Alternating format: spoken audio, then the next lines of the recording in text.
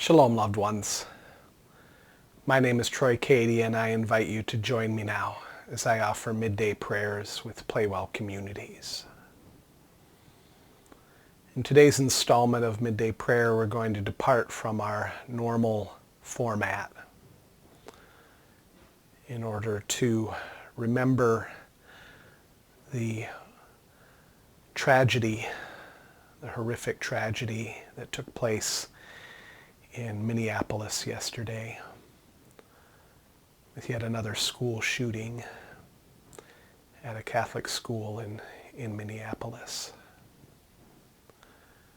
My friend Brenda Renderos has wrote a post yesterday that encourages us to be contemplative activists, to move from lament to action. This comes from her Substack account, which I follow. And I just thought it was such a good post that I thought I would share it with you today, because it helps us to move through the movements of contemplation, reflection, lament, into action. So join me now as we get ready for this.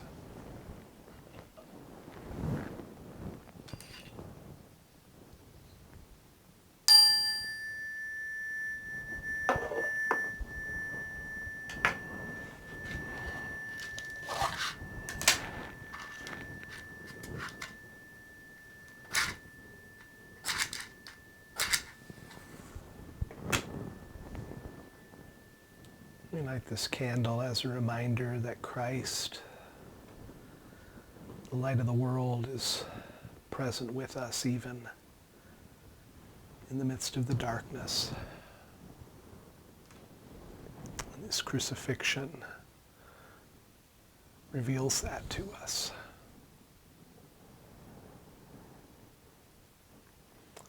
That He is there with us even in our darkest places.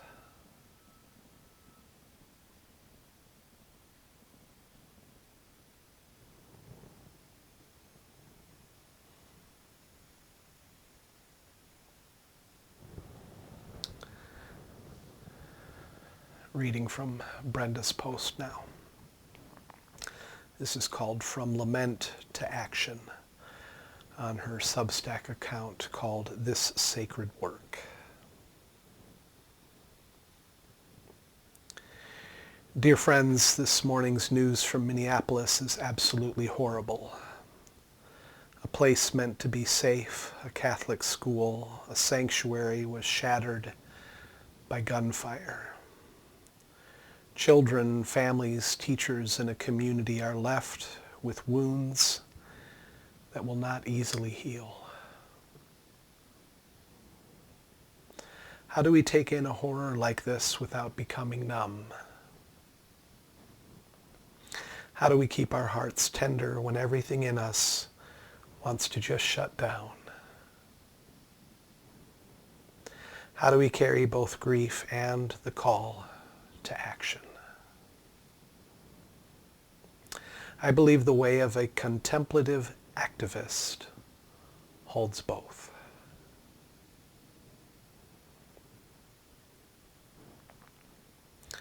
A contemplative posture.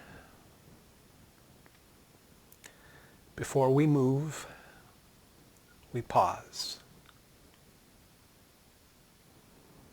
Before we speak, we breathe. Before we act, we weep with those who weep.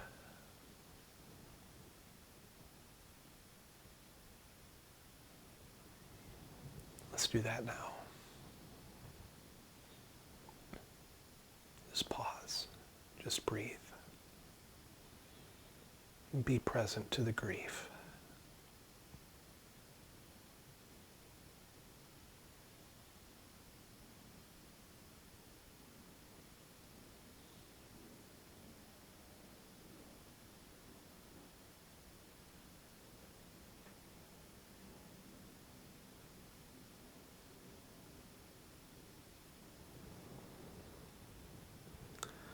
Perhaps today you can set aside a few minutes to light a candle, as we've done here, in remembrance of the children whose lives were cut short. Let's remember the children, not only who lost their lives, but those who were injured, and all those who were traumatized by what happened yesterday. Remember them and pray for them now.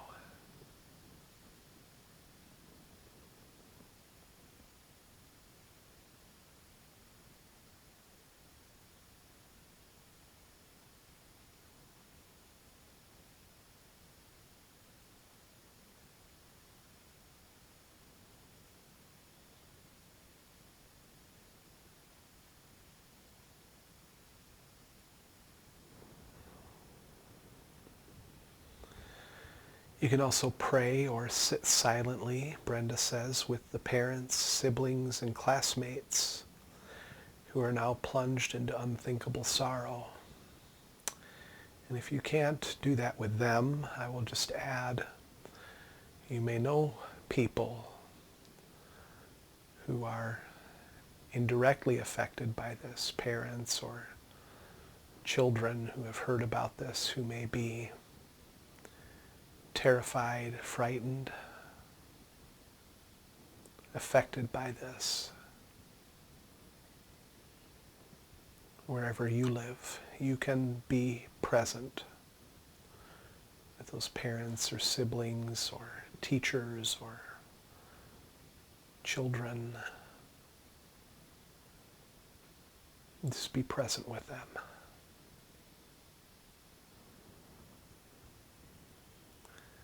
The main thing Brenda says here is let your body feel what your mind cannot fully process. Grief is not meant to be rushed.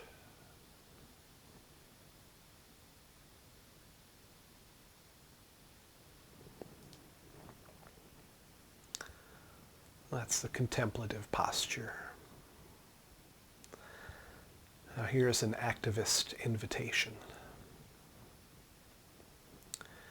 Contemplation roots us, but love compels us forward. Grief must become courage. Lament must flow into repair. Here are some ways you might step forward. Number one, support locally. If you are in Minnesota, pay attention to vigils, donation efforts, and care circles forming for survivors. Number two, advocate nationally. Reach out to leaders about policies that protect children and communities from gun violence. Number three, show up communally. Invite conversation in your faith spaces, your schools, your neighborhoods, spaces where fear can often silence us.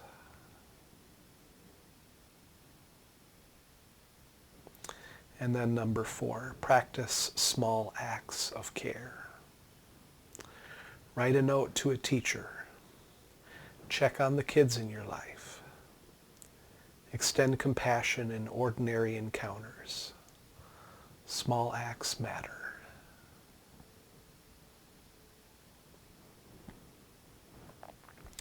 We cannot undo what has been done, but we can choose to stay awake to both the sorrow and the possibility of a better way. May we be people who carry candles into the darkness, who honor grief honestly, and who rise again and again for the sake of love.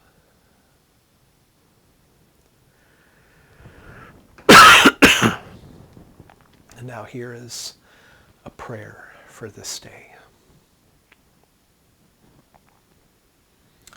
Oh God, the news breaks our hearts again. Children, teachers, families, their lives torn open in a place meant for safety, for prayer, for learning. We light a candle for these little ones whose voices will not rise again in laughter. We breathe with the parents whose arms are now unbearably empty. We weep with a community staggering under the weight of their loss. And yet, let our grief not turn to stone. Let it become a river flowing into courage, into action, into love that will not back down. O God, make us tender enough to mourn deeply. Jesus, make us bold enough to work for peace. Spirit, make us faithful enough to keep rising even when the night feels endless. Lord, in your mercy, hear our lament and strengthen our hands for the work of love. Amen.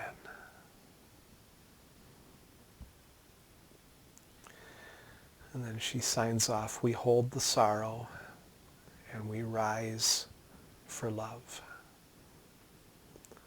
With tenderness and resolve, Brenda.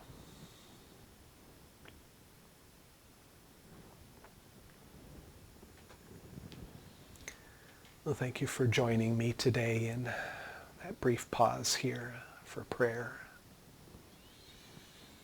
I invite you to take to heart what Brenda has offered. Act where you can act.